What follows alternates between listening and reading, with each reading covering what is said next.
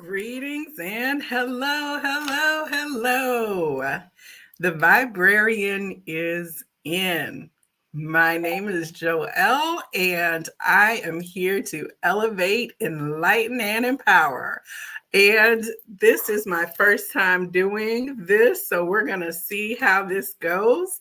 I am streaming live, but I also have my phone line open. So I am ready to take calls, answer questions, chat just in general, and I will be here from 1 to 3. So we're just going to hang out together and see how this goes. If you have a question, is there something you're curious about? Have you experienced something unusual and you want to chat about it in a safe space? Definitely give us a call. Let me see if I can put the phone number up down here. Yes, okay. 646-787-8436. Now I'm going to have to switch back and forth here in my little studio and in order to make this happen. So let's see here. I know that we do have my moderator on the phone, so I'm going to test this and bring her on and see if we are able to hear. All right. Hello. You're on Ask the Viberarian.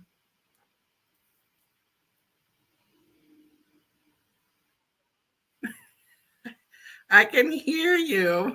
Yay. Okay. I don't know if our other moderator is going to be able to tell us if we're getting any feedback, but I think the sound is pretty clear. Thank you.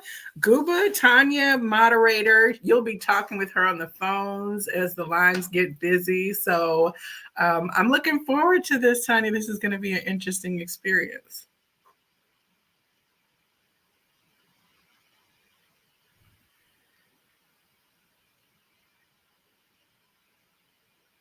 I think it's the time delay.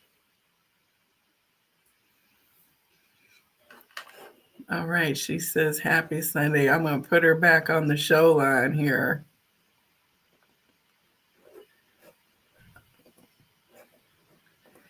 All right, and then let me check my chat. Oh, she had reverb and double talk on her end because she was listening. So when you call in, you're going to have to mute your computer. If you're a caller, mute your computer so that you can talk on the phone. So I'm not hearing any reverb. Are you still getting reverb now?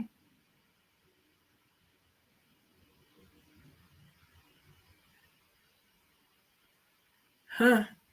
Okay, hold on 1 second here. Let's see.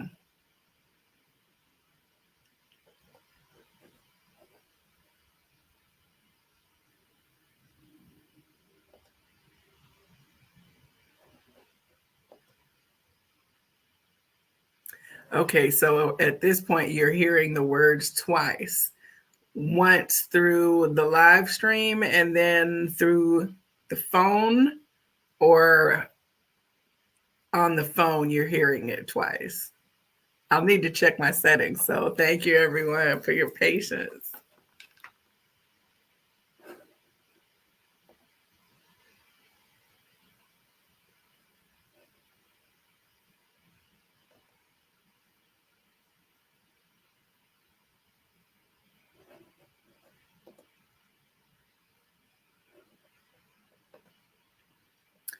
All right, let's see here.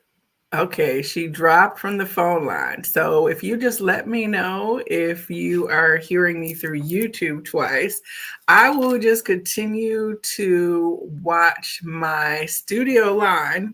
And if anyone calls in, then we'll just try to pop you back on again. All right, this was the test talk. Okay, no reverb. So we need like a neutral third party. Another caller. So if my mother moderator could call in. I know this is a mess. I promise I'll timestamp like when we get to the part, but I'm just going to be here for 2 hours. So, it doesn't matter. This is not a time thing. The reference desk is open. You could just bring your questions or comments. Okay, I don't know what that emoji is. I hope it's a okay heart emoji.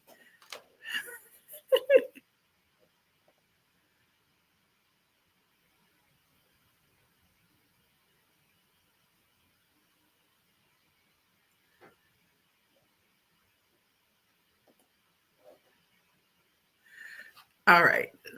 So now let me look in the studio and see if we have any calls.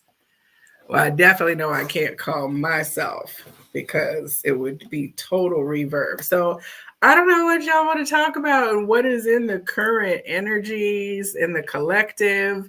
If you have any questions about anything, I've got here a couple books that I'm reading. I've got cards near. So anything and everything is on the table. My personal current, what I'm looking at and the things that I'm seeing. I've been watching a few episodes of the Jeff Mara podcast. I find him very entertaining and a good interviewer, and he has amazing guests on. So I've tapped into a couple of his, and also Next Level Soul, Alex over there.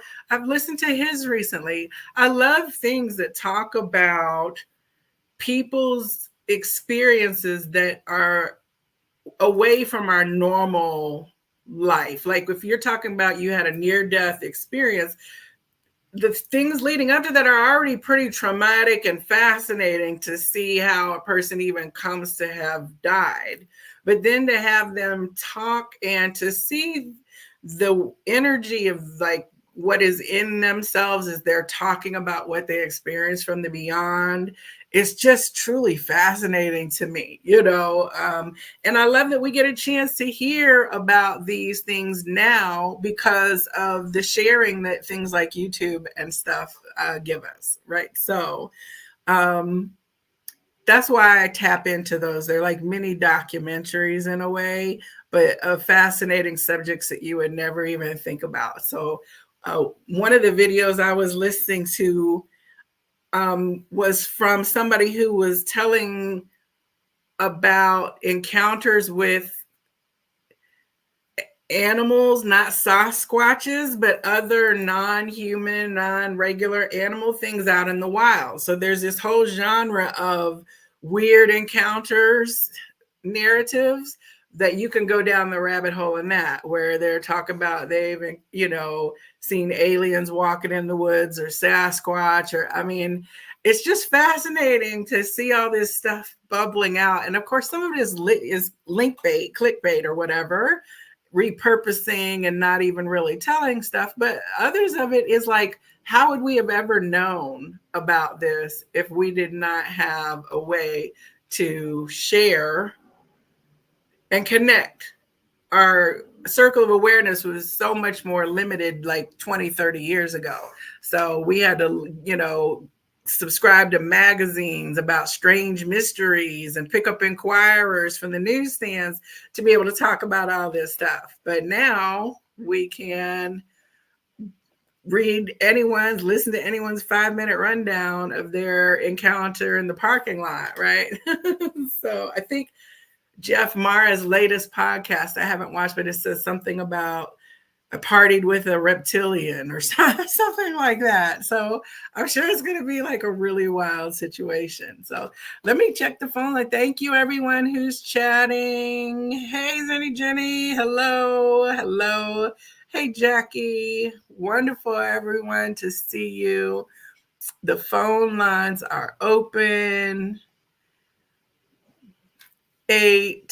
646-787-8436. So if anyone wants to say anything, have a question, I'm putting up chat here. All right. So like Tanya says, let's talk about current energy changes. Now, I could say I don't know anything about the current energy changes in terms of I know we're out of Mercury retrograde shadow. Hey, Jenny from the block. um, I know we're out of Mercury retrograde shadow, which is good. And I know there's an eclipse coming up on the 18th, which I'm sure is also quite it's going to be transformative because there's no way an eclipse cannot be transformative because things are changed from their usual perspective. Our view is eclipsed, something blocks or is revealed. So I know that that's going to be coming up, right? It's like we're always under some influence and some opportunity to grow. The number is 646-787-8436. So, okay, so you asked, how do I feel? Let me tell you, in terms of what I feel about the current energies in my life, is I'm very activated and excited. For one, as you can see, this is part of the things that I am excited about because I want to continue to have conversations and expand my connections with people. And I'm always talking anyway. So, this is an opportunity for me to just continue to do what I love. And I feel this sense of anticipation, but I feel a calmness that I didn't feel a couple weeks ago.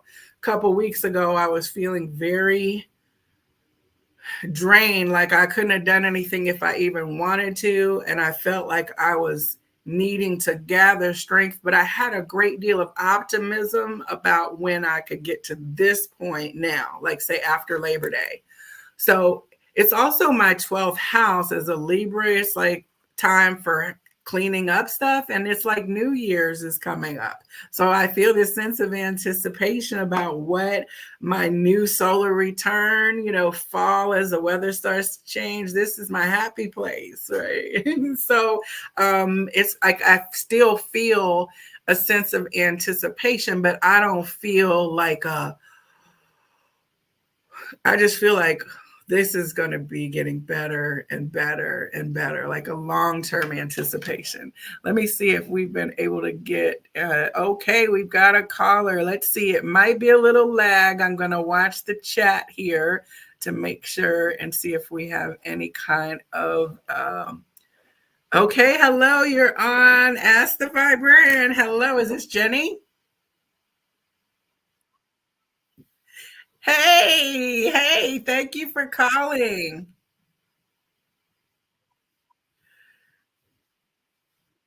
What's great with you? What are you feeling in the current energies?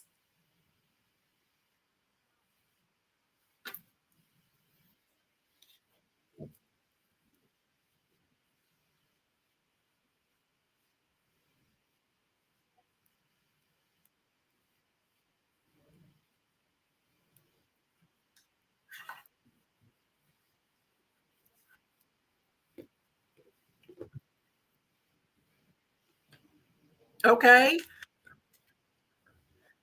Okay. So do you want me to pull some cards or something, see what the energies are around that? Okay. Wonderful. Wonderful. Let's see what tarot says in terms of your energy state. So I only connect with the energies of love and light when I read cards and deliver guidance. So anything that comes through me is for the best and highest good of all.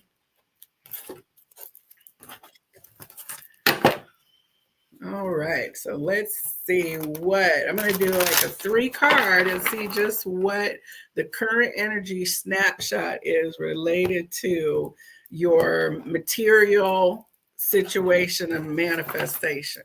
All right. Okay. Yeah, so you're 3. You don't have good expectations really about it because it shows like Yeah, it's like a contesting. This is not necessarily positive energy that you're wrestling with. I don't see like a happiness factor. I feel like there's boundary challenges and maybe ego happening in the dynamic. And the outcome of what's going to come back, it just doesn't look like it's as boosted as it could be. So you have like, you know, opportunities here to do something maybe different outside of dealing. It just shows a lot of contesting energy in your situation.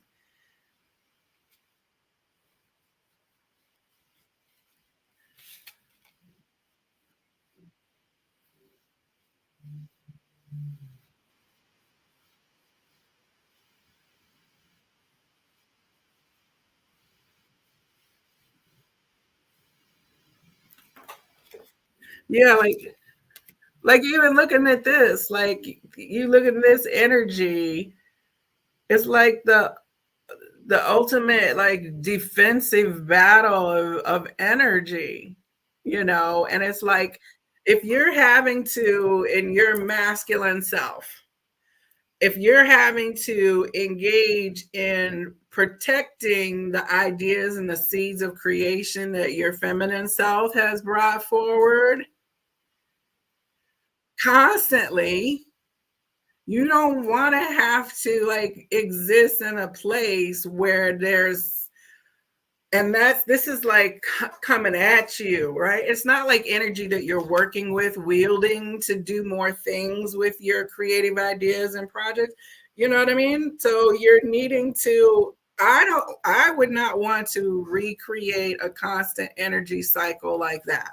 I want to go where the things that I decide to birth creatively, my gifts, my expressions, the things that I have, where they're received, nurtured, contributed to, right? That's what you want to vibrate with. Like, so you can do that energetically and not tactically, because energetically you can shift yourself and then magnetize to you a different dynamic. Like, I want to feel, huh?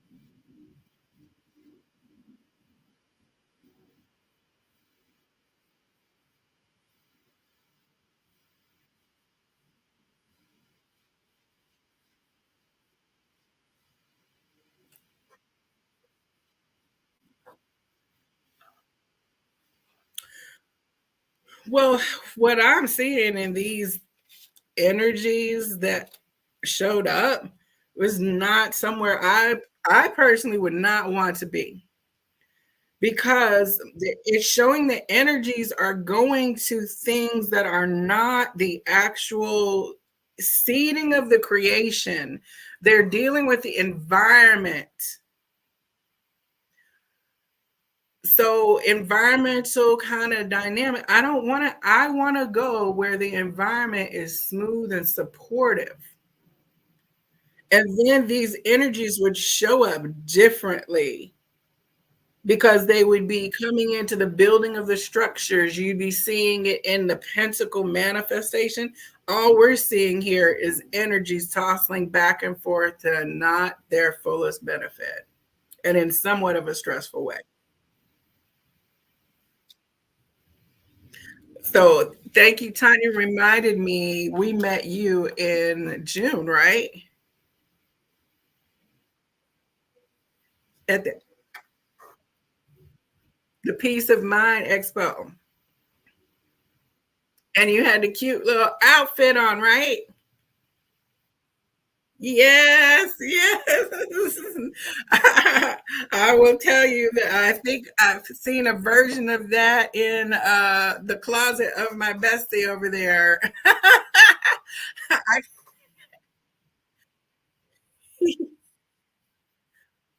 Yes, she did get one. Yes, she did. And it's too cute. Now, I said, now, if you can find that little jacket, but we're going to be back at the Peace of Mind Expo in December. Yeah, let me see. I want to see what, hold on, let me see what other guidance wants to come in about like changing to move to what can assist you in moving yourself out of this contest into, oh yeah, she said she got the pink and the yellow.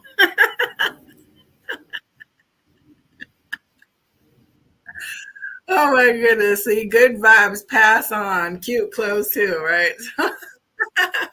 Okay, let me see here. I am trying to figure out what can I find to, let me tap in with spirit here.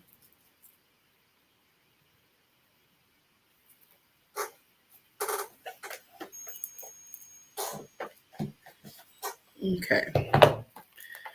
This life navigator, let's see how to move yourself into a dynamic where the energies that I see here become beneficial instead of a waste.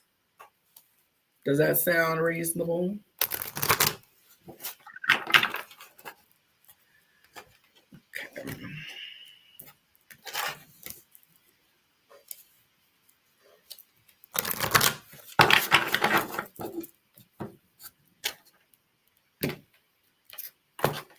What? Give me a 1, 2, or 3.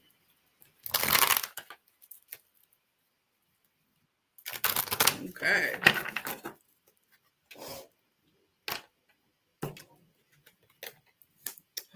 Ooh, okay. I say ooh because it's such a beautiful car. Okay, the first thing, share your dreams. Okay, now look at the difference between this masculine aspect and feminine aspect and this masculine and feminine aspect, right? This is a nurturing, protective male. This is the kind of energy you want your masculine self to have to do. You know what I'm saying? You don't want him to have to, you don't want your masculine aspect to have to do this all the time. And if there's something in you that has decided that that's the way that the business world it is, you know what I'm saying? Like examine that to shift it. And the share your dreams says, share your dreams and don't be afraid to share your heart too. The more you love, didn't you ask about if you were just supposed to send love? The more you love, the bigger your heart gets and the more joy can flow through its chambers. And the second card you got, ignite your life. And this one, okay, hand holding. So like this to me says the flames and all, it's always Ace of Wands energy. It's like what we do with ourselves, right? It's all the flame, the fire, the activity, what we ignite. It's the combustion of material that creates something else that's manifested, right? So this is Ace of Wands to me, which is when the creator gives you an energetic boost to go do something that you just thought of. That's this whole struggle wands, those are developmental phases of what you might happen when you take your idea to fruition, but you don't like have to dwell in those dynamics except for the transition that that phase brings, right? We can't skip challenge and struggle and boundary management and act like it's okay, but we can, you know what I'm saying? Like we don't have to mire ourselves into a dynamic overly long. We can learn the lesson and keep it pushing. But it's like with confidence and loving mindfulness, you create amazing changes for yourself and all those around you. So if you're also a vibrational catalyst where you're going to turn the swords into plowshares kind of thing, from the inside out because you are like being that lovey presence in response to the energy. But the energy that started out is I love this deck and I love that they had me use it. Three of Wands in this case, she's like an intrepid explorer. Three of Wands is like you've sent your energy out and now it's just a matter of waiting. It's going to return back to you. You've put effort, but it was in reverse.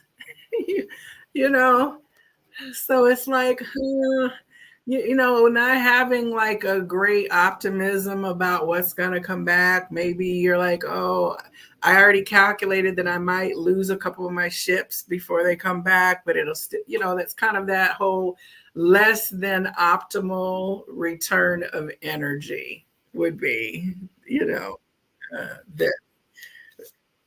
So you had the boundaries fighting, and then this card is like everybody was kung fu fighting.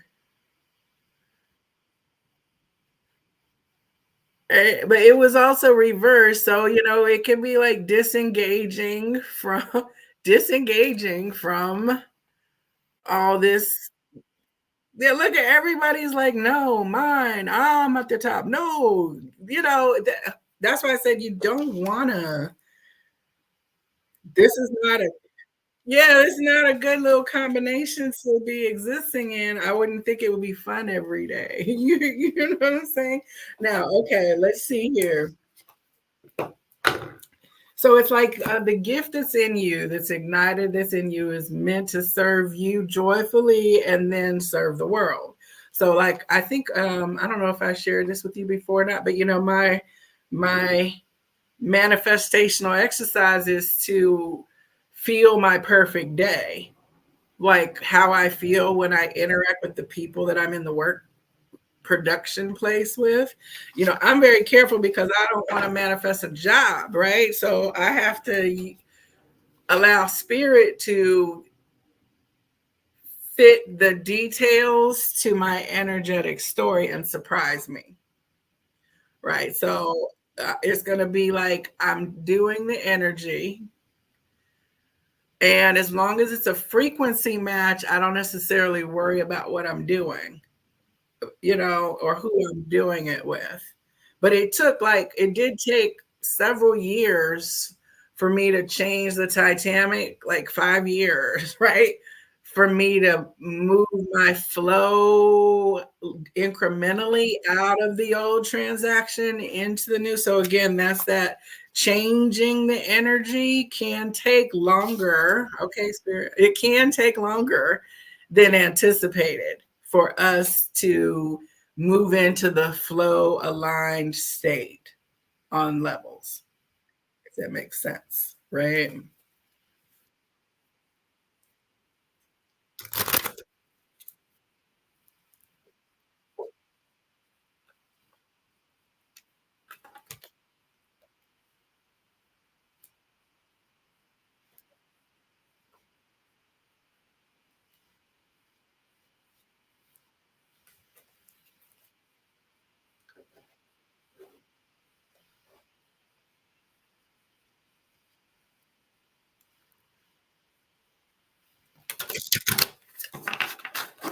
Well, is is your mind assigning meaning, or is your feeling state calling for?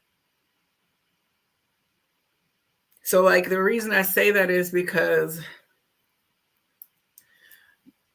my mind is always searching, searching, searching.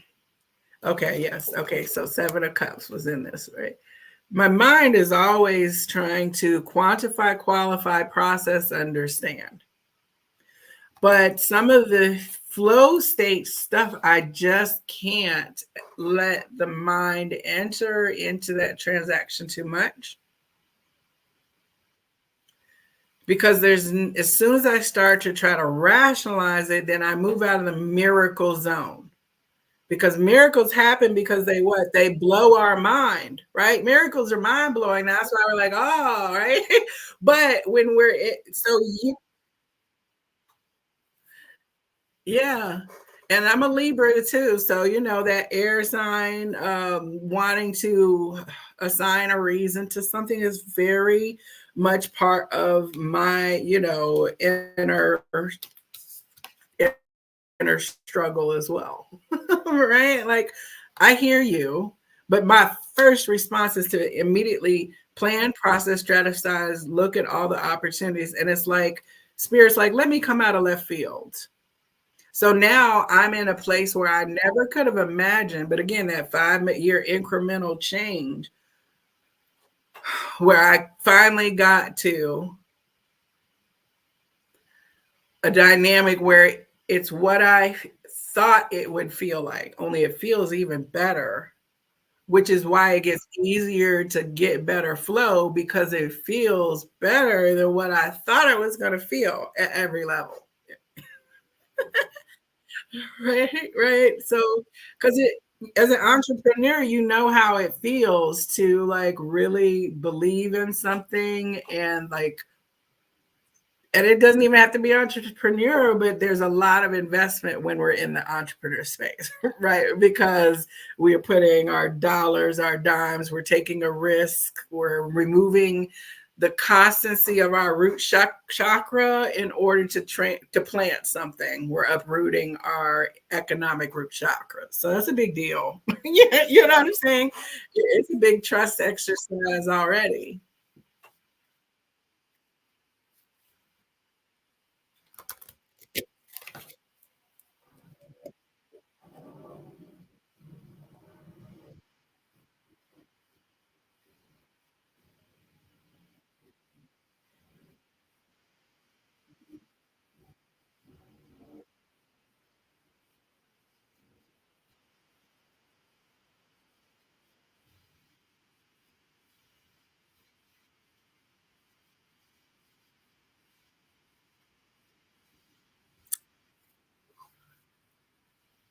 Right.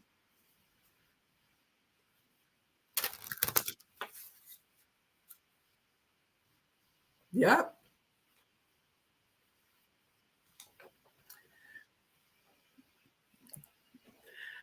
Well, I am very glad that you called, and I hope to see you in December. At least walk by the booth and say hello. Bring your bestie too. I haven't forgot about her either.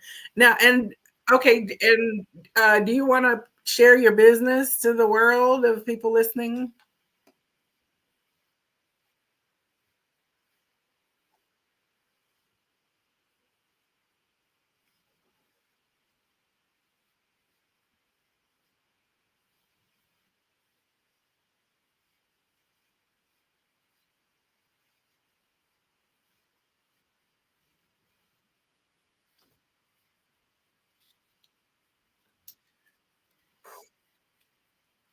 Yes, I forgot about your organizer stuff too. Yes, I'm definitely going to reach out. And if you would, or anyone listening, if you have something, email me at the Viberarian at Gmail because I would like to talk further about that because I'm having several events coming up. One of the things that I'm just launching also is the Elevate 2024 Summit. It's a 2-day virtual summit, first weekend in November. And we're having speakers, and they're going to talk about things like what you just talked about. So I would love to talk to you about being a speaker at a future summit event as well. And so we're going to interview and share time with people who have launched successful businesses that are operating in different space. I know we're going to have Dawn Brunson, who is the owner of Holistic Health and Wellness here in Marietta, Georgia, and she's going to share with us about her journey into launching her retail establishment and holistic business. Yeah, and so like you sound like you're really aligned with that in terms of your helping people process. So I'm glad you called in today. I'm gonna try to do this several times a month, pop on my light and just be here to have conversation with people. So spread the word and I hope you come back. I do see I have another caller. Oh, oh, thank you, Jenny. Thank you. Take care. All right. Bye bye.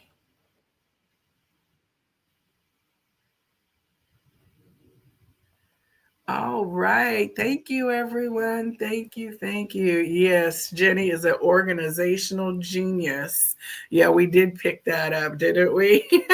And great energy with a cute sense of style. Okay. All right. So I've got another caller on. Thank you for calling Ask the Viberarian. Who's this? Hi, Jackie. Hi. Thank you for calling. Yes, my core team of besties and supporters. Thank you so much for showing up, Jackie. How are you today?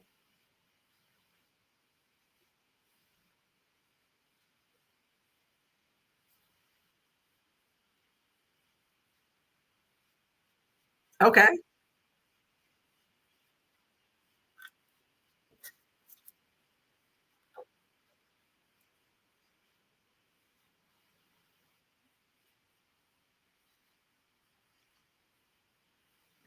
Yes, yeah, absolutely. So I will share that I am kind of new to ancestor stuff, right? So when I see a lot of the conversation on TikTok, Instagram, YouTube, some of it is a lot deeper than what I do.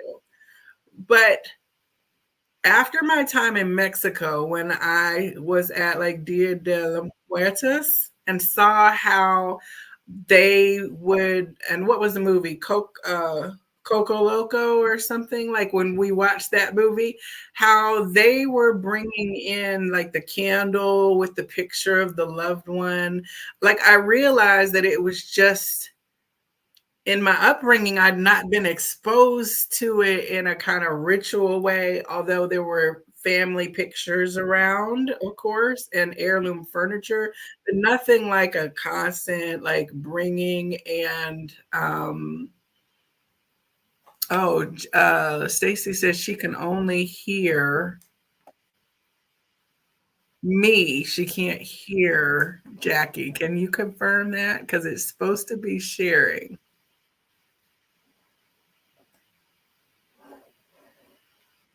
If my moderator could confirm here. We just pause before I go down the rabbit hole here.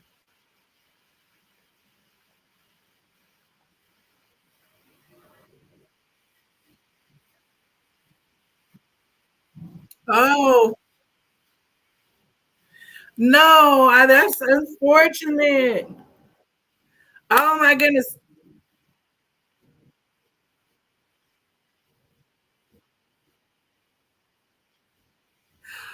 Okay, I'm sorry, everyone. I thought that you were hearing Jenny when she was talking.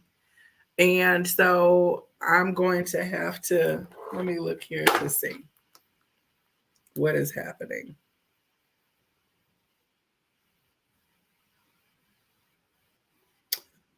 Oh, okay. Yes. I did not know that it was only in my ear. Oh, you couldn't hear Jackie either. Okay, hold on. Let me see how I can fix this. Let us see what we can do. I don't think I can fix it, but thank you, everyone. This was my first day. So I'm just sitting here talking to the voices in my head and my guests, and nobody knows what she's saying. Okay. Well, I'm going to have to take that segment off my blog talk and I will put the overlay on this video. So for now, for the rest of this show, I'm going to go ahead and disconnect my blog talk studio because it is not working. So I will just be doing the chat and phone possibly. So hold on here. Let me go ahead and end this.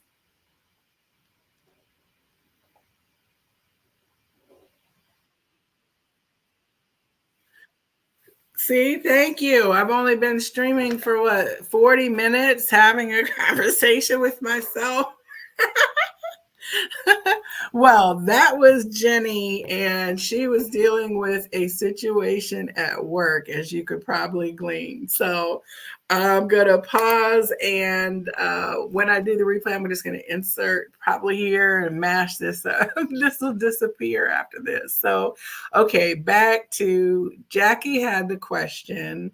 And if you could type it in there, Jackie, I will put it on the screen. It was about a lot of conversations about ancestors are coming up, and she wanted to know about ancestor honoring practices, if I said that right. Everybody's laughing. Thank you. Thank you. I was confused just then. Oh my goodness.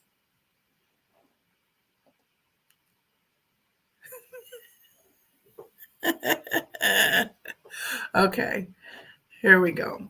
So, as I was saying, I didn't have a formal education about ancestor practices, but through the things that I've learned and things that I've read, I began to bring my family members more consciously into my day-to-day life. Instead of just having like a picture of them on the wall, like I brought into a little space that I'm looking at right now, where I have just pictures and objects that remind me of them, and that they, I know, have seen to it that were brought to me as symbols of their presence. And so I now, and also when I first started getting psychic readings, my grandfather was one of the first people who I started to hear in my clairaudience. And he was one of the first presences to present to the reader that I was working with. So that kind of blew my mind already, that my granddad, that there were spirits, and then that my granddad was going to be connected to me. But then over the years, I began to experience his presence.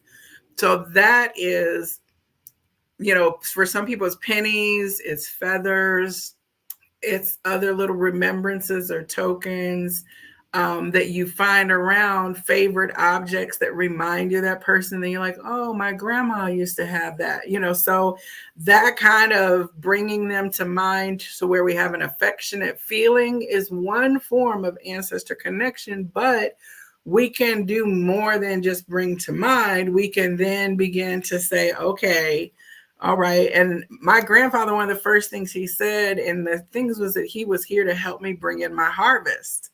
Now, the reader didn't know that my grandfather was a Kansas wheat farmer, right? So that's, but the actual, then it took me years to begin to like have a conversation and ask for my grandfather's actual support.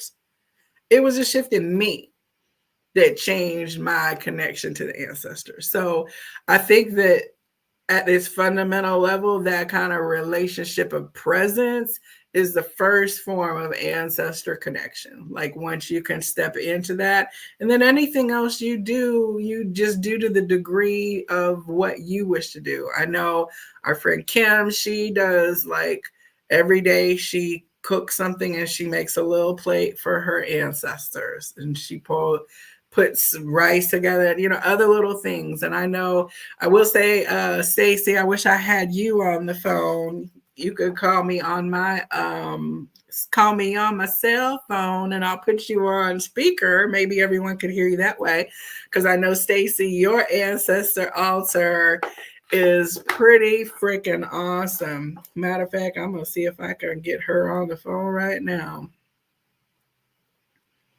and if everybody can hear. So I'm gonna leave it up to the chat people to tell me if you could hear or not. My cell phone, and I'll put you on speaker. Maybe everyone can hear you that way. Oh. Stacey, your ancestor altar. Oh, it's too much time lag. I wanted you to share about your ancestor altar, but you're hearing me in time delay. Can you put it on mute and then just talk to me on the phone for a second? Yes. You have to talk to me on the phone and put the computer on mute. Yes. You have to put the computer on mute and just talk to me on the phone. Can you hear me?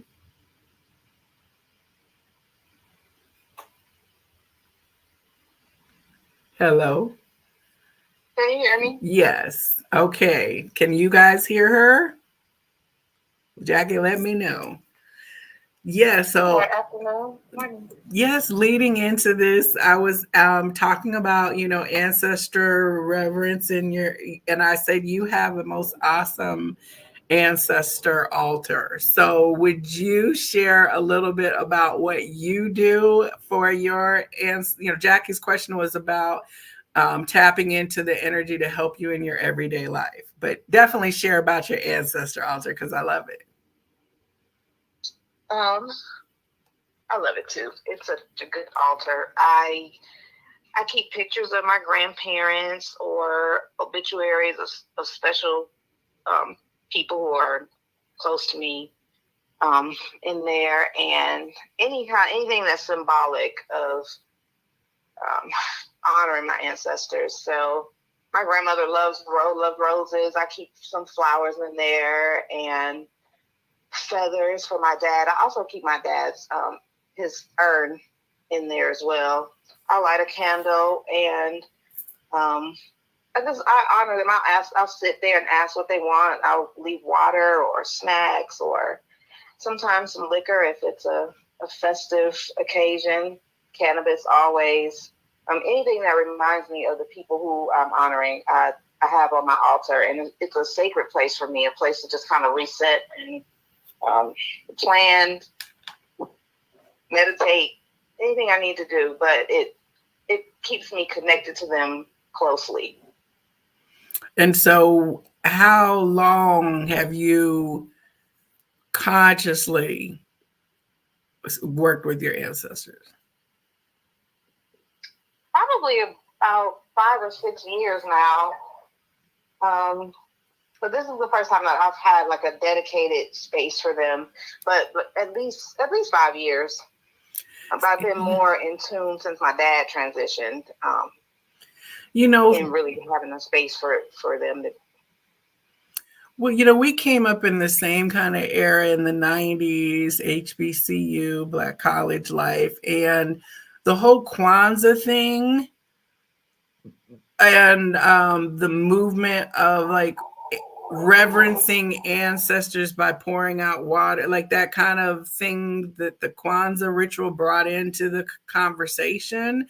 For a lot of Christian-y folks who weren't doing ancestral libation, then Kwanzaa kind of bridged a gap into that because you do start with talking about the elders and pouring out for the. So that started to bring like an indigenous practice back into integration, if you will. But I'll tell you, it wasn't anything that I grew up with in Midwest America at all, other than pictures, but not anything like you might go to the grave site, that kind of honoring, but not anything like, oh, I'm calling on Mama Dora to assist me with whatever, or a more active, if you will. Yeah, I agree. I think in the last few years it's become more acceptable. But growing up in my Christian family, it wasn't something that we did like having an ancestral altar, but we did always honor the people who had gone on before us, whether it was their names, like at a family reunion, or talk about them. But I'm glad to see it being more acceptable to honor our ancestors in a more open way. I think probably the first time I remember noticing was when rappers started pouring out malt liquor for their homies. Like the gangster lean. Pouring one for the homies. But I mean, it's really important to honor the people who have gone on. And sometimes we think our ancestors are people who died generations ago, but it's really anyone who's transitioned. Right. From beyond the perspective of the incarnation, what kind of wisdom or knowledge can be received from that plane? Right. Yes. While we're talking here, I'm going to see if I could still hear you. And I do have Secrets of the Ancestors. All right. So, um, and I have to say, your ancestor altar, like you said, it includes luminaries. And one thing about it is when I look at your ancestor altar, it makes me feel happy, right? Like I connect with it. It's not mine, right? But I can resonate with the frequency of honoring and playfulness and like how appropriate your altar is. The gangster paradise. Yes, and I feel like an amateur when I see people who have very elaborate things, but then that's the wrong place to be in. Like, no one can visibly replicate the connection of spirit that altar is representing. Like, so that whole you're not doing it right and you didn't do this and you should do that. I kind of am resistant to those. You know what I'm saying? Yeah, mine is it's also stuff it represents me and my ancestors, but your altar has to represent you and your ancestors.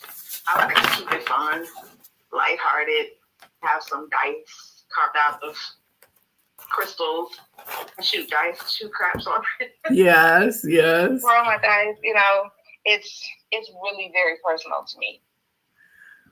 I don't think I guess I probably don't follow the rules because I have no idea what they are. Well, you can read up and there'll be things in books and there's things on Instagram and then there's judgy people who walk by and say, you need to do, all that kind of ritual order kind of things. That's when people say you can't take communion if you're a woman and your head's uncovered, right? And some churches were like, just take communion. But then the old proper church folks would come by and put the hanky on your head because to them, you were not doing communion right, right? So we're kind of like in that same loosening of structure to say it's more about the connection than it is about the criteria of this, that, or the other, Sure, yeah. I think that's in our spiritual practice, period. Yes. I'm going to dial in Jackie Jackie, this is a heads up to you to turn off the sound on your computer because I'm going to see if I can add her since she was the caller who you guys couldn't hear. And she's the one that had the question. So let's see here.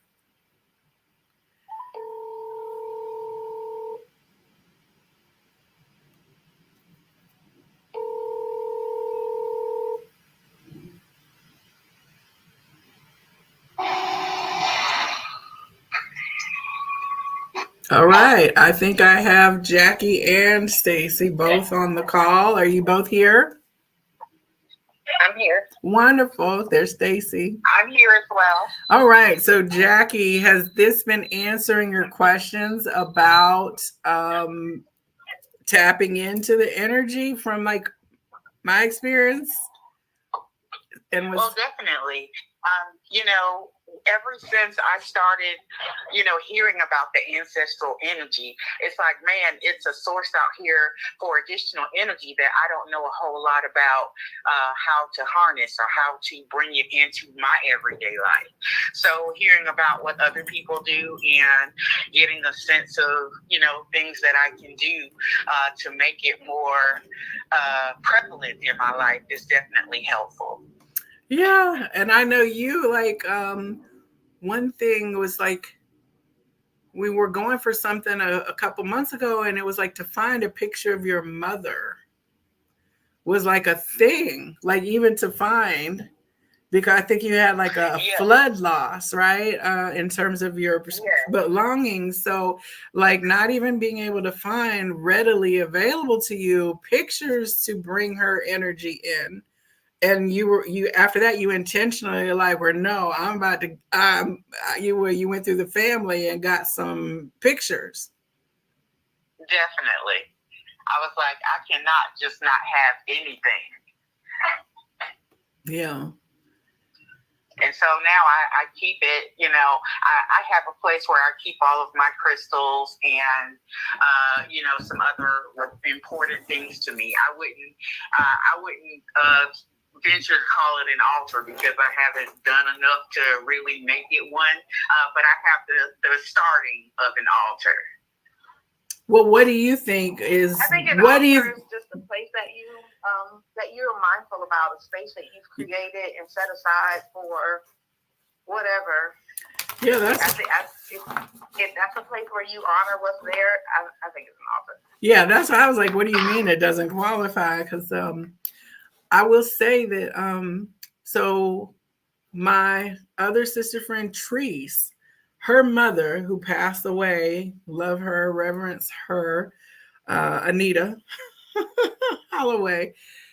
When I first visited her home, when we would go up there when she was undergoing chemo and stuff, I didn't realize at first, but everything, every ledge, every shelf, every nook and cranny was some form of altar. Like in her shower, she had a little soap dish that had some things that she didn't. It was like a little plant, and it was looked. You knew it wasn't for the cleaning habit, right? That it was like her little way of working with the energy. And then as she looked in the mirror in the area where she brushed her teeth, part of her thing had her toothpaste and toiletries, but another little part had a little thing. I didn't know what they meant, but I understood that I was looking at places where she was pausing to have a connected moment, even if just glancing at it in the shower or whatever. And I took that principle, like Stacey said, anything can be an altar if an altar is a place where we pause to enter connection with spirit. Well, definitely. And I do want to be able to connect with spirit as much as I can and to, be in the moment with it. So definitely I will try to go forward and tap into that energy even more. Yes. And I would say, Stacey, do you have any ancestor-centered decks in your collection? There's one. And I think it's Angels and Ancestors. I'm gonna, if you have it handy and want to pull a card, feel free. I'm gonna look at this Secrets of Ancestors. Jackie, you want 1, 2, or 3? I'm feeling like 1 today. All right. So the question is about how can tapping into the ancestral energy help me more in my everyday life? All right.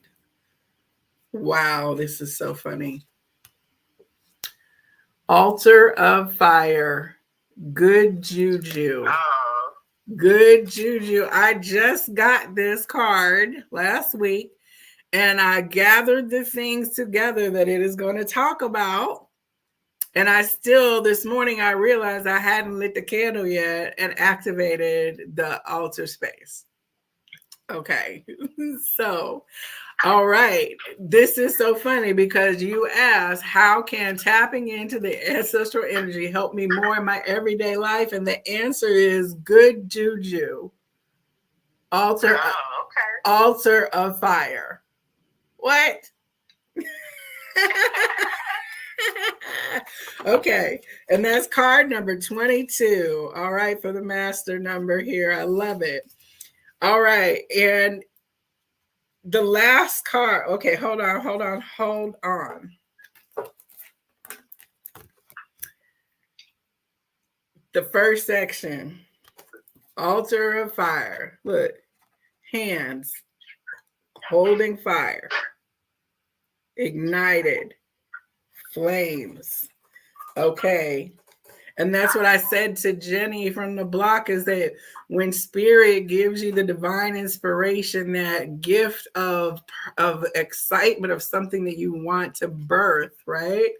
So yes, good juju. Like, yeah, what are you excited about? What are we going to birth? This is beautiful for the ancestors to step up like this, right? Be inspired. There is something in the air, and it is in your success. Great things are happening. Uh-oh. Oh, Stacy dropped. Okay. I hope she comes back. Call me back if you can. Oh, okay. I don't think she has the deck with her. Um, okay, great things are happening. Open yourself to opportunities and unexpected choices.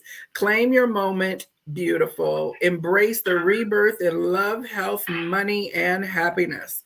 This is not the time to tiptoe. Be big, be bold. You are manifesting wonderful outcomes, but you must take creative action to let it all in. Be ready to expand and evolve. This is what you have been waiting for. In ancestral memory, the altar of fire is represented by the Gya Dua. That's spelled Gya space Dua. This is the fire tree of the matriarchal Akan people. The fire tree holds the Kra, or life force energy, of the supreme being goddess Naomi. The fire trees were planted by the Queen Mother, who maintained the ancestral altars and shrines to goddess Naomi on behalf of her people. The ancestral medicine says, set up an altar in honor of the fire goddess energy, from the flame-loving cobra goddess Wadjet of Egypt to Madame Pele, the Hawaiian volcano goddess. The Ace of Wands is the correspondence, and the declaration is, it is easy for me to be successful. All right, so that is the energy. It's going to contribute to our success, to connect more. I definitely received this. Yeah, to like be, I know, like if my grandfather's helping me to bring in my harvest, right? Yes, the guidance of knowing when to plant and when to move forward and nourish and water the things that I'm working on and bringing into life, right? And it's beautiful because, again, we got this card at the beginning, nurturing and caring for the things that we create with our passion and energy. I love it. Good juju. Okay. All right. Well, thank you for answering my question, and you and Stacy. Thank you.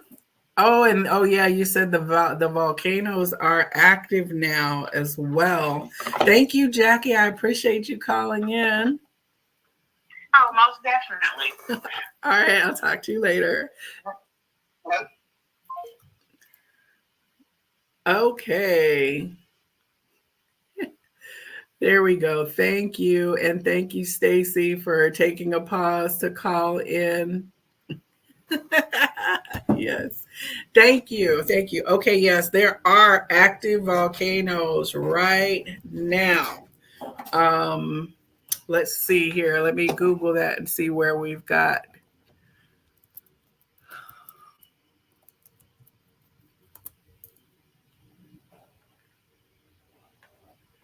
News. Let's see.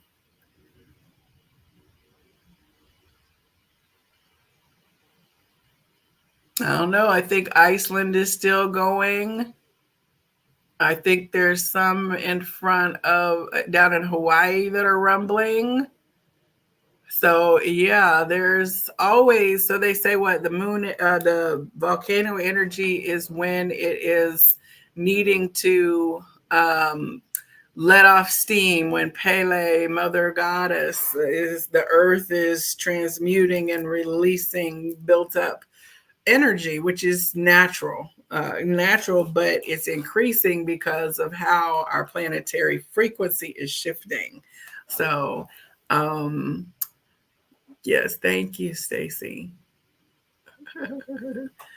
So, okay, I'm trying to feel where it's going to go next.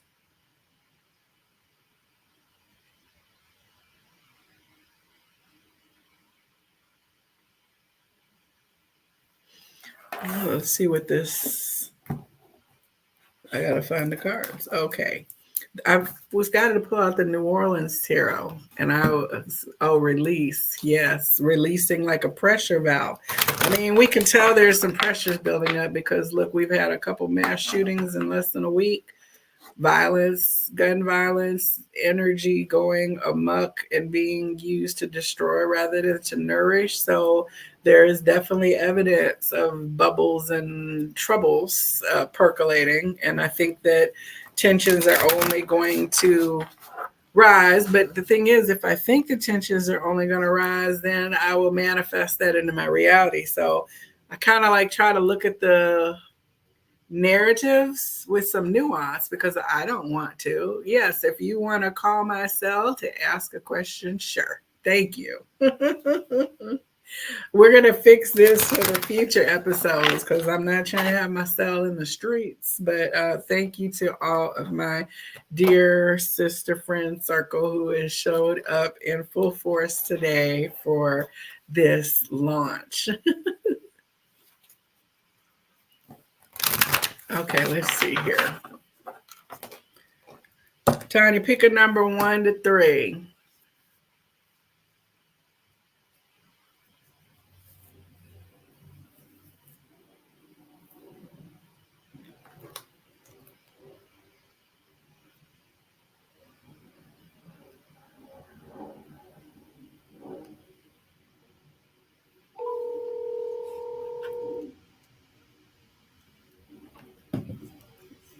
Hello. Okay, you're on live. Hello, Dr. Tracy. Thank you for calling today. Oh, you're so welcome. Thank you so much for opening yourself up to have questions asked and answered. It's fun. You know, I'm always up for talking about something. Oh, for sure, for sure. Okay, well, I was calling, and my question was surrounding detachment, being detached from the outcome of those things that we choose to experience or manifest in our lives. So this past week, I've been really being focused on staying in the now moment, and I've heard many times about that we need to be detached from the outcome as far as expectations when we set intentions or looking for something to show up and manifest in our lives. So I got a little bit of a revelation in terms of that, but can you share in terms of like, I know it can be difficult for people to detach when there's a need or something that they have been waiting for to manifest for a long time. How do you navigate through that type of dynamic, or how do you detach, or just go with the flow? It's hard, like you said, because we invest effort. So we care about the things that we convert our energy to, at least in some form or fashion, enough to have actually done the effort. So then, like, detaching from that is hard because we're connected to it, right? So it's a really active challenge. And I think that it's almost like just trying to balance on a teeter totter. And some days we're more balanced. There's some moments we're more balanced in our detachment. And then other days we're in more extreme polarity, right? I'm thinking about, like, I've been watching this show on TV, and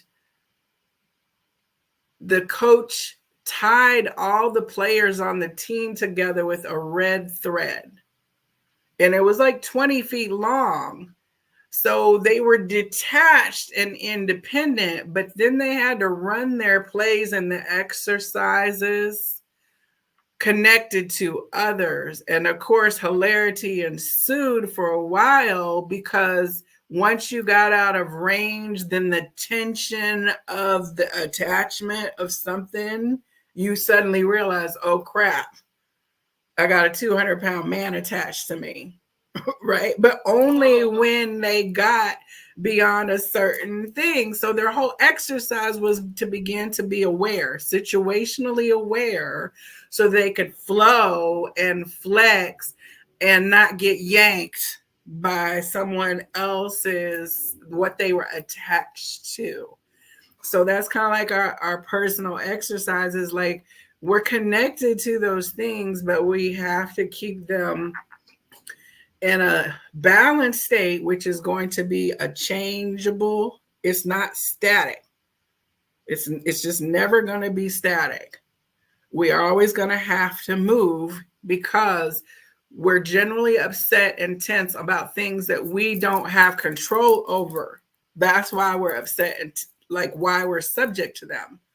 So like if you're waiting for something to come in, yeah, you're going to feel a sense of attachment because you're like, I need this thing to come in. I need this check to come. I need this thing to show up. I need this, whatever. It gets tight. But I find that because I'm connected to spirit, the calm voice that emerges that says, you already know this is going to be jerking in just a moment. Get ready to flow to it. And then I move towards it. Easier, but not always is it smooth. Sometimes I get jerked around by the attachments. So that's not helpful, is other than it's just what we have to like live with. But it's like part of my detachment also is because I've learned over time that the things that spirit was like trying that were externally factored, all of a sudden something else emerged that was way better than the thing that I was attached to in terms of my expectation. Mm-hmm. That helps because I'm like, you know what? Do you trust or do you, when it comes down to it, do I trust or do I not? Do I trust what I felt? And when I could say yes, then that helps me because it's like, okay, well, just suck it up then. Like, it's like a little pep talk from your bestie who's like, I don't know what to tell you except for, there must be something better coming. That your highest good is always unfolding. So that also helps the detachment because it's like, if I didn't get it, it wasn't meant for me to get it in that now moment. So I don't know if that makes sense. What did you come to in terms of like figuring out detachment? Well, one of the things that I received when I was being called to stay focused and stay in the now moment, I was listening to a message during my downtime, which I never, most often not do, but I didn't have a choice if I wanted to, just shift my energy from being attached to expecting certain things to happen.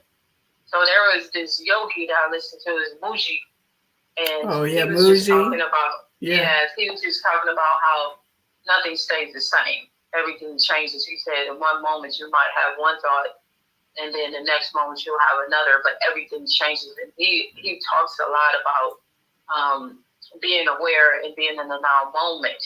And one of the things that I did receive that I'm grateful for, and I'm working, I don't want to say working, but I'm practicing doing so. And he was like, basically was saying that when you experience emotions, like if you're just in a now moment and you're observing, and as you observe, you don't get caught up up in the mind chatter. He was just saying, just observe it.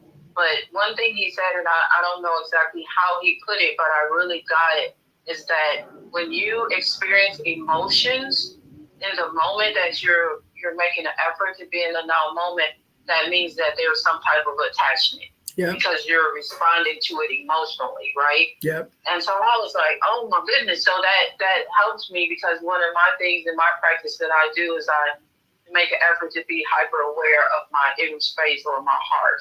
And so with doing that as my daily practice, whenever I experience, some type of emotion, now I'm aware of the fact that I'm attached to something or a thought or something that I need to just let go and allow and flow. Yep. So I was just asking that question to see how you navigate or how you handle making an effort to not be attached to the outcome of, like you said, things that we've invested our energy and our time into. So I am really grateful for the time that I was able to pull back and step back, because I can truly say, and I'm excited that I have been in the now moment or aware of being in the now moment a whole lot more than I was before I went on my trip. So, with me observing my heart and then, stopping and acknowledging what I'm experiencing in terms of any type of, as I'll call it, low level emotion, then I look at it and say, what is it that I'm attaching to, or what is it that the expectation? But now it's like, do you trust? Like you said, do you trust your? My heart name is Bill, and mostly everybody up here I know, you probably know about your learning your heart's name, but my heart name is Bill, and so I even had a question like, what's the point of staying in the now moment? I've heard, your power is in now. You can't change tomorrow. I mean, you can't change the past, and tomorrow will be today. And I've taught that and I've shared that, but operating in it, on a consistent basis or as much as we intend to is not as easy. So I'm like, what is the point? But today, I really, when I was coaching my client, I was helping her work through some things. It was like the purpose of staying in the now moment is me staying connected to Belle, because I do trust Belle, and Belle knows what the outcome is going to be. They'll already know. So if I stay connected, Belle will lead and guide me to my truth. And so I felt a big shift today in my heart, even in that, just receiving a revelation on a whole nother level, why it's important to be in the now moment. Yes. And to stay connected to Belle and receive the guidance in what is true for me. I think I've had, like, this is Tanya said here, you got to not give a shit, right? In her usual way. But I've had so many exercises in this area. So one that just came to mind is when I was in Mexico in 2018. I was there for a few months, and Tanya and Stacy had both planned to come for a trip while I was there. I think it was either birthday or right just before I was leaving. Now, Tanya made it, but Stacy wound up not coming. And there was a whole trajectory of that point in time. Things had changed. It was not even social at that point. I was getting ready to go home for what I thought could be my dad's passing away, but it turned out to be his heart transplant. So Stacy coming was a friend trip, but then I also needed her services because I was going to need to get my hair done to fly straight home to see about my dad's medical emergency. So there was lots and lots of pressure on this thing, and I was trying to just hold space, but I was invested because these were things that meant a lot to me, and it was like a medical emergency type situation. So when she told Tanya, called me and was like, I'm not going to be able to make it, I took a few minutes and I went in the bedroom and I boo-hooed. It wasn't long because I knew. I was like, and like Tanya just gave me space because she was like, are you okay? And I was like, no, but I will be. And I went in, I boo-hooed.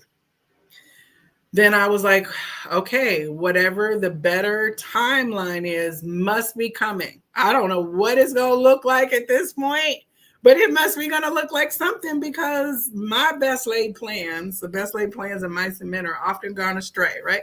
My best laid plan wasn't working. It didn't work. It turns out that my whole trip back changed, shifted when I was in the taxi on the way to the airport. I was going thinking I was flying to somewhere that I wasn't even flying because the ticket hadn't even been booked the right way. So there were so many unexpected things that I was able to actually respond to.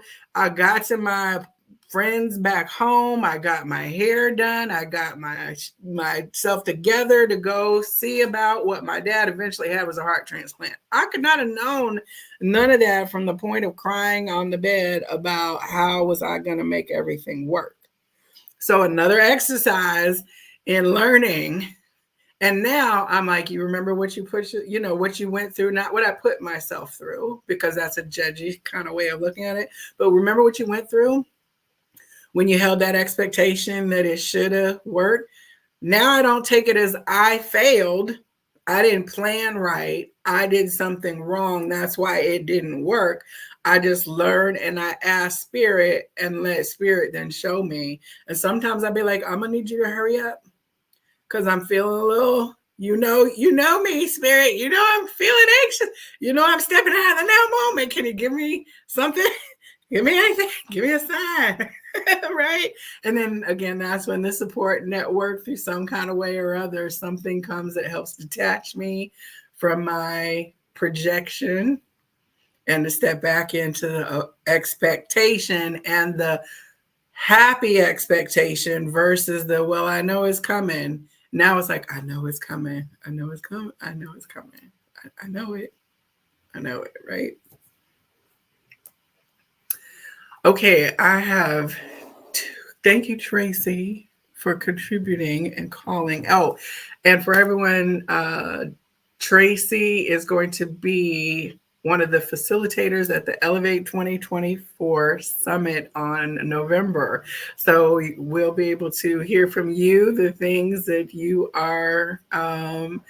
We're going to put your conference presentation description out there so people can check it out as I launch the rest of the speakers' bios and information. And people have a chance to listen to you teach something about heart-connected entrepreneurship and being in that heart-connected space, which is where you are such a thought leader. So thank you so much for your support. Oh, thank you so much. Tanya said, let it roll out. Oh, and manifestations. Okay, thank you. All right, so Tanya, you had said, Piles, I pulled your cards before I got to Tracy. Oh, wow, look at this. Dreams. They've been sitting here waiting. Dreams. And what did we get here? Share your dreams. I love this because I have a dream catcher in my bedroom next to my bed. I have a dream catcher I'm looking at on the wall right there. And I'm pretty sure I have a dream catcher hanging from the back over there. So, number 9, share your dreams. Now, I've got stuff laying everywhere. Okay, here we go. And I haven't forgot Stacy had picked number 1, so we are going to look at that too. There is a fine line between a conscious state and a dreaming state. During your dreaming state, your dreams can represent premonitions as well as simple energy outlets for your underlying thoughts and concerns. Now is the time to pay careful attention to your dreams. Keeping a dream journal, whether verbal or written, will help you to recall your dreams. It will also provide a frame of reference that can help you to decipher the messages and themes that your guides and higher self want to share with you. Your dreams may be trying to tell you something important about how you really feel about things that go on in your life when you are awake. These may be feelings that you do not fully understand or ones that you may be trying to ignore. Okay.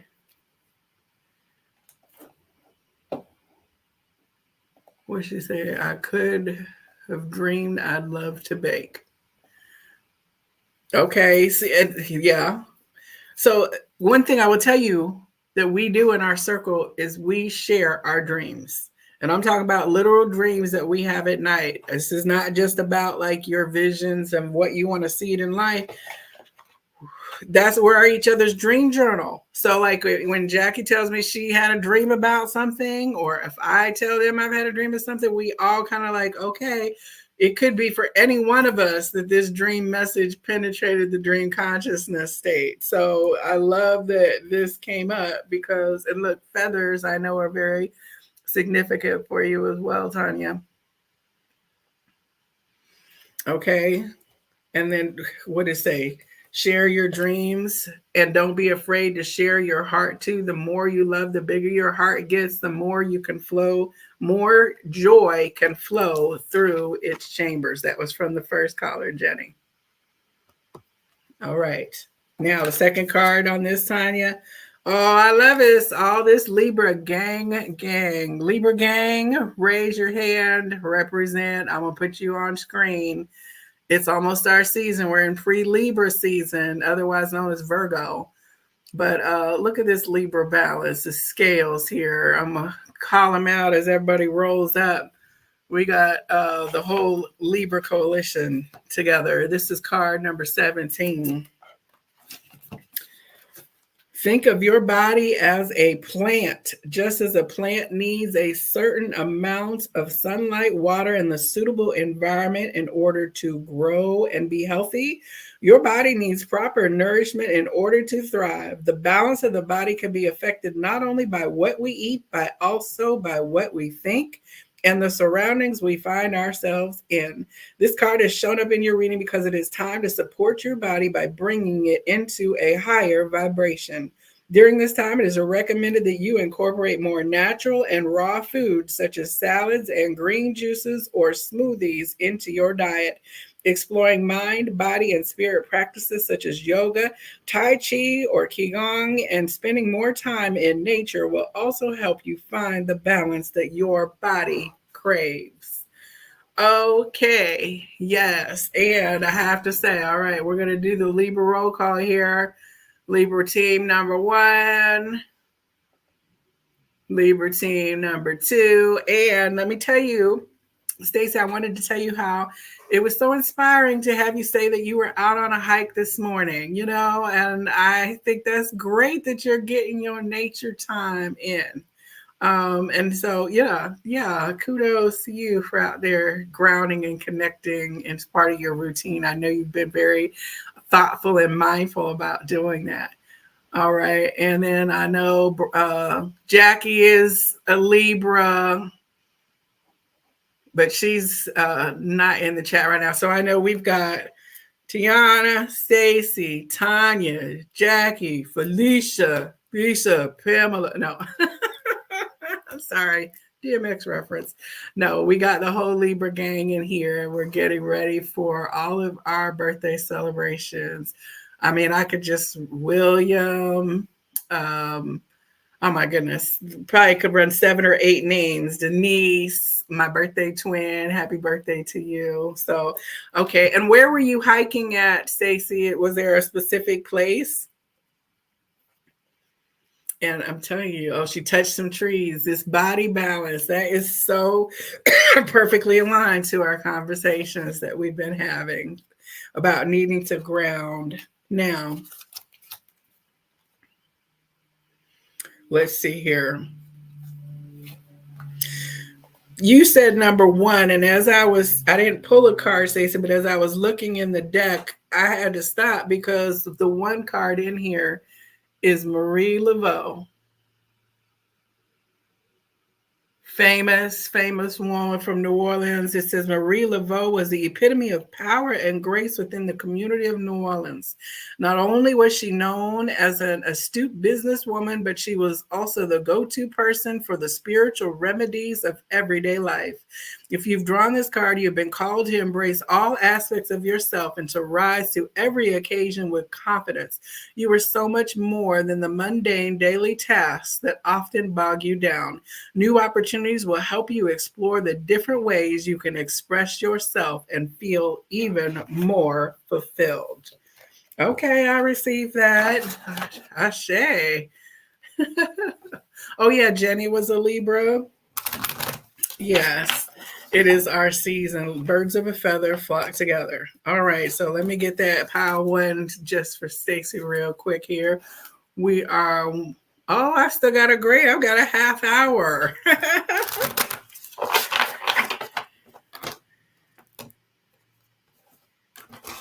Just hanging out here. It's kind of interesting doing this format. All right. What'd you get? Ooh,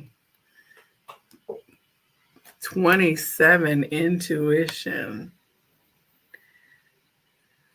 That's an awesome card. What?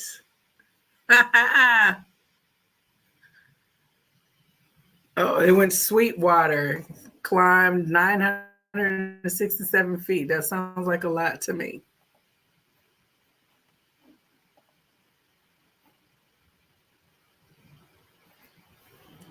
Oh my goodness. All right. Intuition number 27. I love this card for you. It's beautiful. I have to laugh because I'm looking at the crystal ball, fake crystal ball that I got to use for the very first time that I did readings for the public many years ago at a Halloween party. Oh yeah, Libra sister now. At a Halloween party, it was my first time out doing readings for people, and I was in like a sightseer kind of get up and I soothsayer get up or whatever, and then I had my little lit crystal ball globe that I took out and had on the table so people knew I was doing readings. I could see it right here, so that's making me have a fond memory and flashback here of my early stages of like learning to trust my intuition and guidance. So all right. Card number 27 says,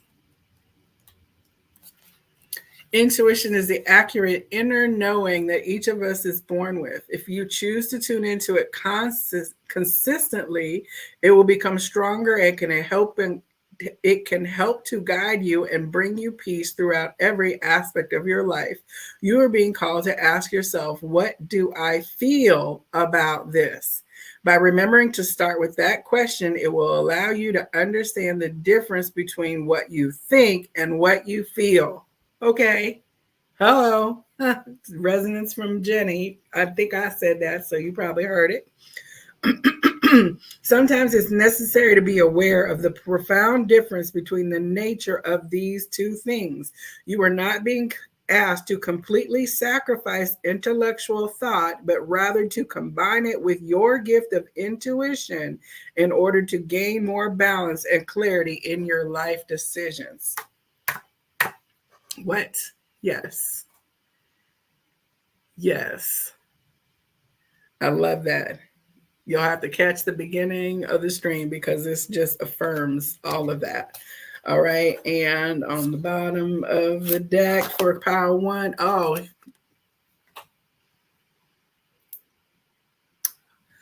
same card, two different people, same energy, three different people today. All right. So dreams. Now let's go in again here. And you wanted pile number 3 is what Tracy wanted. Let's see here.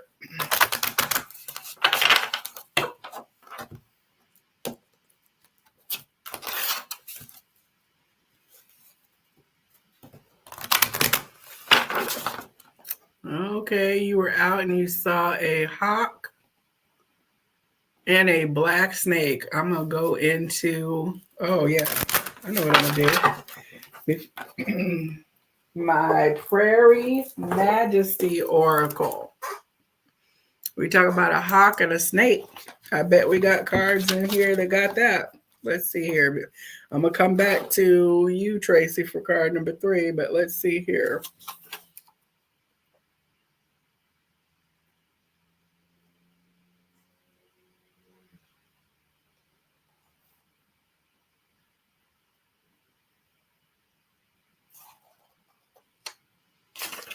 There's got to be a snake in the prairie. Oh, red-tailed hawk is number 46.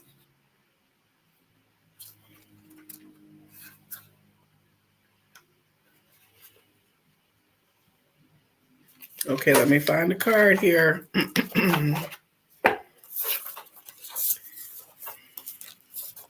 I love the art on this deck.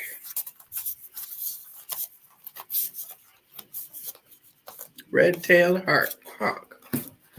What is ready for action? Dive. All right. What is ready for action? Take a moment to pause and scan your life from the aerial view of the red-tailed hawk. What do you see? Watch, listen, and observe. What does your instinct tell you? There, it's time to execute. If you've been waiting for a sign to act or wondering when a decision will be ripe for the making, pay heed to the call of red-tailed hawk. Circle, swoop, and grab. There's an opportunity in front of you. While hesitation does not consign you to permanent starvation, giving in to your doubts instead could delay dinner. Why not go for it? Giving credence to your instincts and acting on them is a form of spiritual exercise. You're strengthening this muscle every time you grow, learn, and sustain yourself. You have the power to choose, take aim, and go after what you want, no holding back. Ooh, that's a great power message for Hawk to bring in. Woo! Now let's see if we can find the snake. If there's a snake in here, there should be. How could you be in a prairie without there being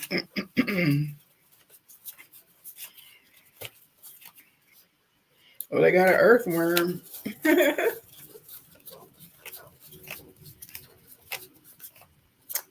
Shed. How can I know myself as bigger than any fear?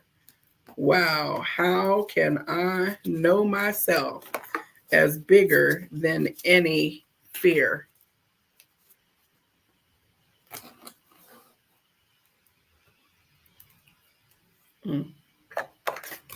So, hawk and snake. All right. Shed.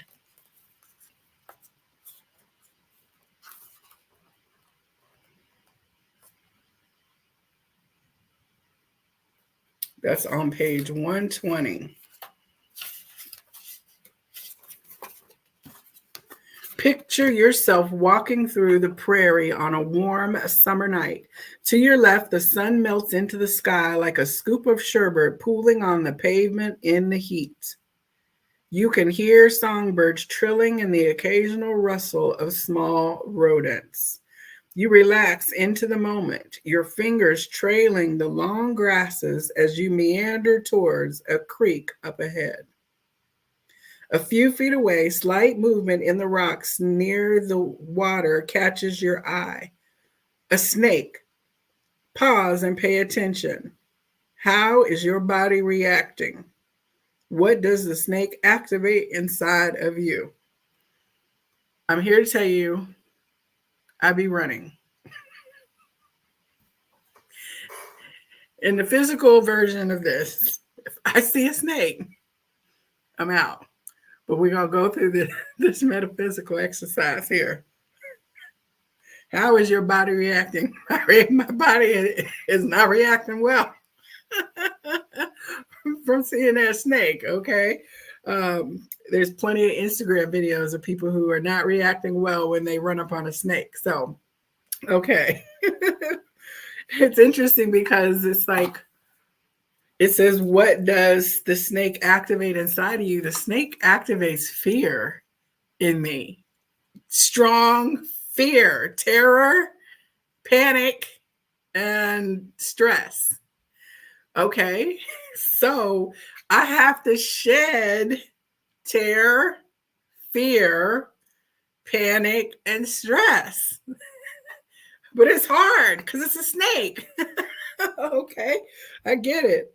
All right. When this snake appears, it's probably time to shed fear, worry, or anxiety of some kind. You've outgrown it. Source, notice whether any power it held over you in the past feels tight and constricting. Are you ready to see and name the source? Imagine yourself going right up to Prairie King Snake and looking in his eyes. Be willing to bear witness for yourself and trust whatever comes to mind.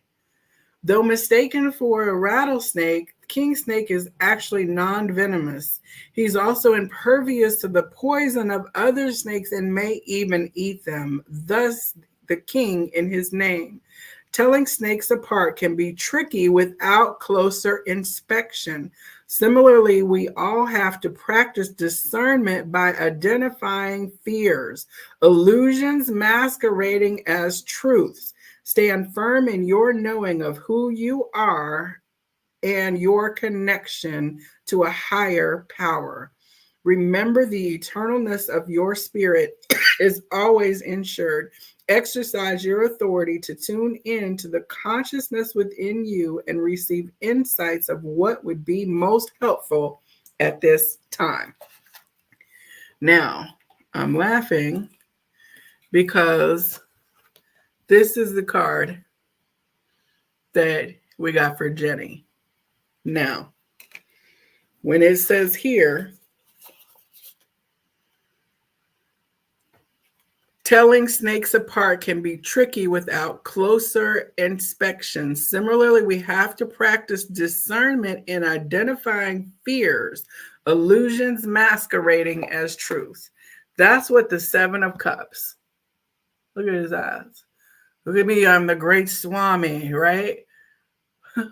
But there's a snake in one of the things, right? So like looking through the illusion and like the great Swami, that whole thing is that he plays mind tricks, sleight of hand, right? Because he's approaching what the senses and the mental, you know what I'm saying? He's confusing you by playing mind tricks in this kind of dynamic, and that inner discernment then to go and see from the feeling state which one of these things is resonant and to release any, like in the Seven of Cups tradition, there's little clouds of confusion around the cups because it's like not clear what's inside. So releasing and shedding anything that's fear so that you can see and navigate more easily. And I think, Tracy, you had mentioned that, like checking in to see if I feel something, I'm attached to it. It's helping that. Oh, wait, what is this here? Oh, Black Hawk and the Snake. Stacy saw an alligator.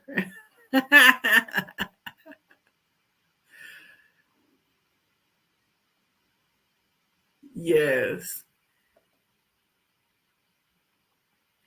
And it's interesting. Okay, so the way that the alligator, everyone in our friend circle knows that like Tracy moved down to Gulf Shores, and behind her dream little apartment at the time, there was a beautiful lake that she was going to walk around every day. It had a little path around it and everything. But then there was an alligator in the lake and it was out sunning itself. And so people couldn't walk their dogs or anything around there because it was like literally dangerous. And so she kept telling me, oh yeah, there's an alligator. And I was poo-poo and I was like, oh, it can't be that close. Like, I'm gonna go for a walk when I go down there. I was big, bold, and bad, right? I got down for a visit and she was like, let me show you where the alligator was. And like we were literally walking on a sidewalk that was wound up being in a swampy area. And I understood how a alligator could like really have just run up there and snatched somebody's dog. That's how close we were. And I got scared. I had to walk back on my trash talking about her being a whip because it really was. It was a fear exercise. Like, I turned out to not be as strong in the face of fear as I thought that I would be. And I had judged her fear as insignificant and thought I could do it. So that's another lesson, is to be careful, because you'll get an exercise of detachment. Like, how detached can I be from the idea that this alligator could jump up? I'm pretty attached to the idea, so I think it's interesting, because it did help me tone down my judgment of what someone should or should not be afraid of. You know what I'm saying? Okay, we had Jenny says, staying tuned into my resonance and shedding illusions. Yes. Jenny, don't you just love how all this is tying in with what we talked about? Unfortunately, nobody could hear your part, but I'm going to try to take the first 20 minutes or whatever and post it as a subsequent video with just the audio from it, because you had a great conversation. So, okay. Card number 3, last little set here, because we're headed into, oh yeah, we got 15 minutes. This has been great. Like, we've touched on so much.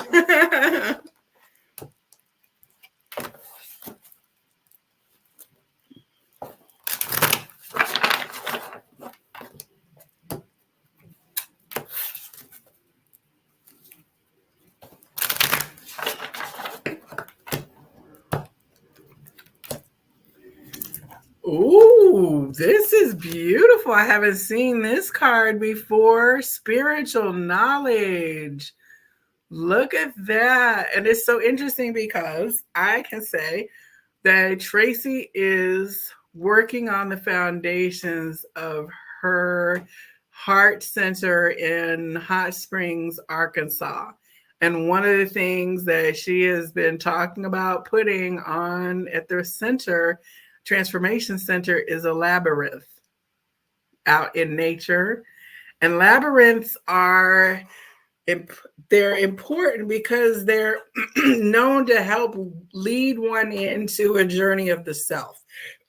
So there's a lot of teachings and stuff, and we'll get into labyrinths on probably another episode, but it's like taking that journey into the self.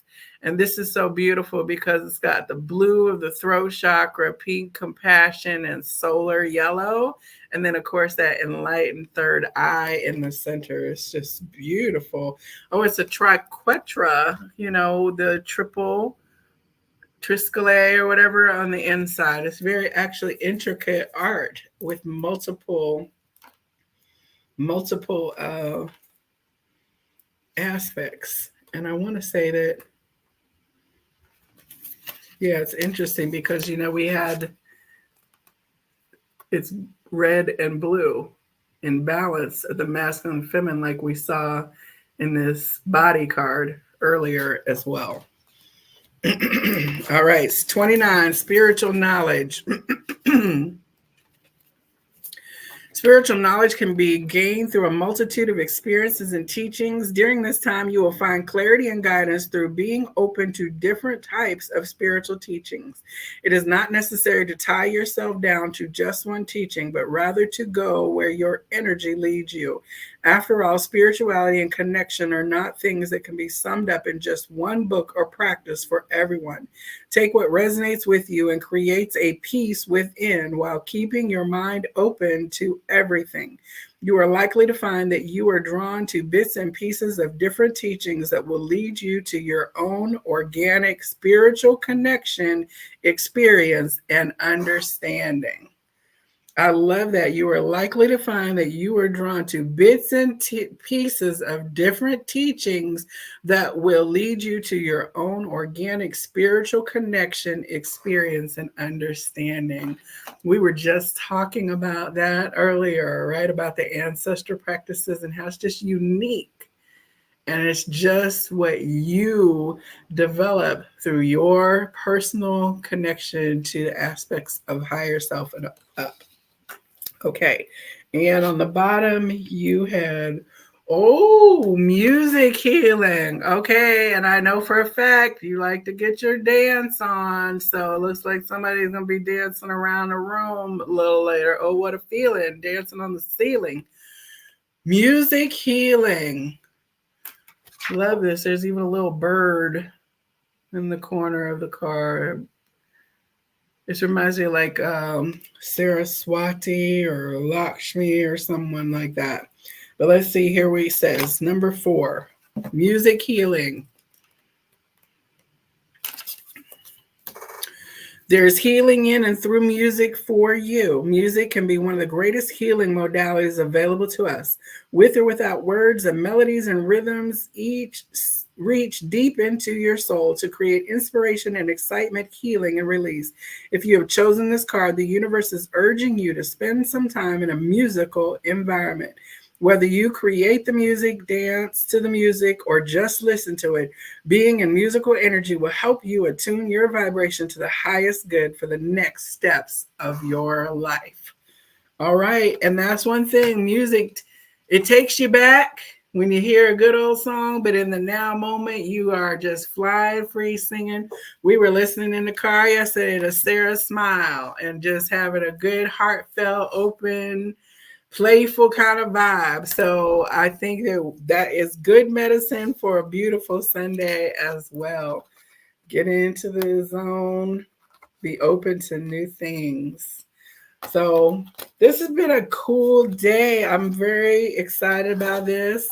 I'll be back in probably, I don't know if I'll be back next Sunday.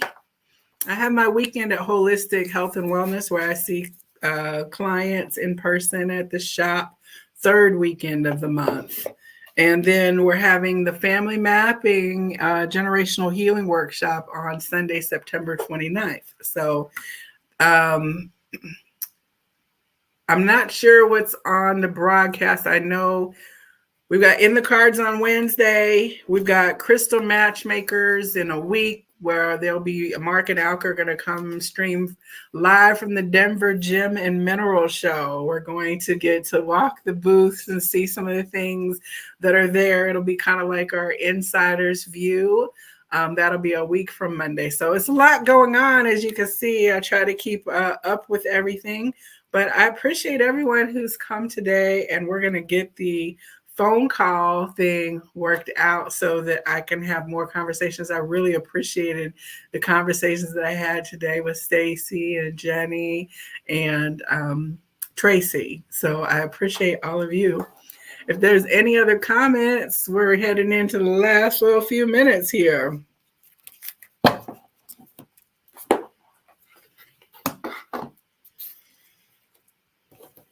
The Peace of Mind Expo is in December, and let me tell you, that was really fun. It was over 80 vendors for 2 days up in Lawrenceville, and I wanted to shop more myself. I'll share some of the things that I bought. I bought some copper energy devices, so I'll talk about those next time I come on as well. But I'm looking forward to being back. So the Viberarian booth will be out there. We'll have materials, and we've got some beautiful people who will be participating and also sharing knowledge and information at our booth this year. So I don't think there's anything much else other than look for your eclipse. I'll have more information about the eclipse, but we definitely need to look at something emotional because it's a lunar eclipse. So it's going to be something of our internal transition and impact that will be coming through. And I'm not an astrologer, but I follow a lot of really good astrologers. So next time I come on, I'll also share with you a few places, excuse me, where you can look, because I don't want to steal other people's things and act like it's mine. So I do know Barbara Goldsmith. Her lunar teachings are very good. I think Kay Moon recently released her eclipse reading. She does bi-monthly or eclipse energy specific readings. And Nadia Shah, I think she's done something talking about the eclipse. And I receive, if you sign up for Astro Butterfly's astrology newsletter, I really like her summaries. They're easy to read. They're not too short, but they're not too complex. So I usually get hers and forward hers to a bunch of my community as well for people who aren't signed up to her directly. So, but okay, well, I just looked at this for a reason. This is going to be our last card of the day. Is my pursuit both honorable and focused? And that is Mountain Lion. Stalk. Is my pursuit both honorable and focused? Let's see here. My allergies are acting up. Excuse me. That is on page 118.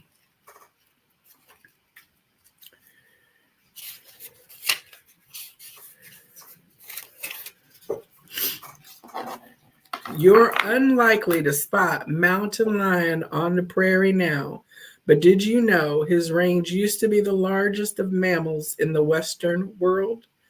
Groups of humans called him different names, including cougar, panther, and puma. As settlers moved across North America, they took over the land and drove him west in pernicious prosecution of their own hierarchy.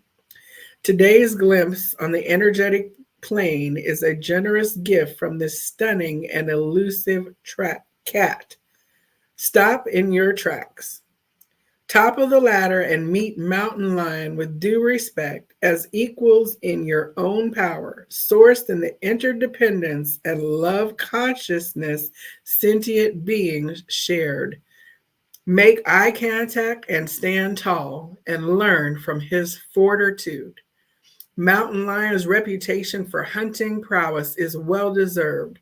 With stealth, cunning, and patience, he successfully stalks prey from deer to mouse. Mountain Lion makes good use of his keen night vision and hearing, his pounce a surprise that punctuates watchful silence. How can you apply this energy to your life? Start by getting clear about what you're seeking or desiring at this time. Honestly query the honorability of your pursuit, including both your intention and your impact.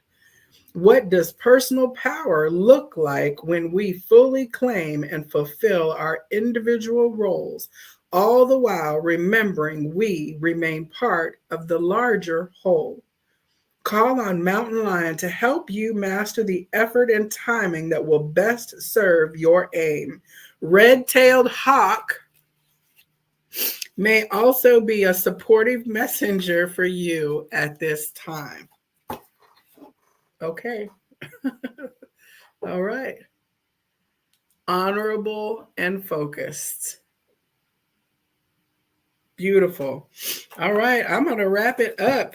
If you have any questions you want me to answer next time I'm on, you can email theviberarian@gmail.com.